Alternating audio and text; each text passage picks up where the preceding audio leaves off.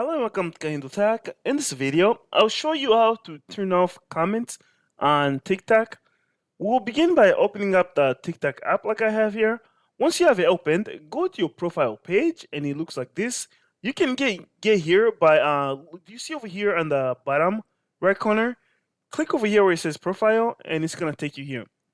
Once here, look on the upper right hand corner. Do you see these three bars? Tap on those. All right, when you get here, click over here in privacy, and then we're going to scroll down until we come to the safety section and click over here where it says comments. And here's where you can control the comments, okay? You can basically turn off the comments for everyone, completely everyone. You can turn them off in a way that only your friends will be able to make comments, and these are the people that you follow, or you can turn them on for all your followers. So you get to select who's able to comment on your videos, and you can do other filters.